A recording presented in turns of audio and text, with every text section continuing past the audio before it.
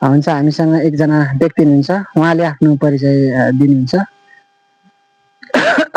हस्, सबैजनालाई नमस्कार। मेरो परिचय यस प्रकार छ। मेरो जुन धनकुटा जिल्ला महालक्ष्मी वडा नम्बर 3, मेरो नाम चाहिँ भीमबहादुर लिम्बुखिम हो है।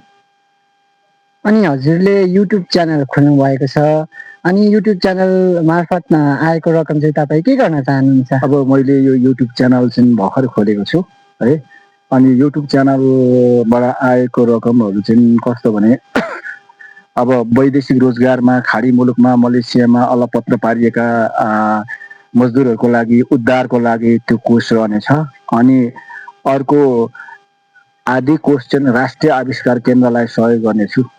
अनि विशेष गरी यस च्यानलमा विश्वभरका दाजुभाइ तथा दिदीबहिनी अनि मजदुर दाजुभाइ तथा दिदीबहिनी, किसान दाजुभाइ तथा दिदीबहिनी, विद्यार्थी दाजुभाइ तथा दिदीबहिनीहरू जोडिनु होला, सब्सक्राइब गरिदिनु होला, लाइक गरिदिनु होला, सेयर गरिदिनु होला। हस्, थ्याङ्क यू भेरी मच, धन्यवाद।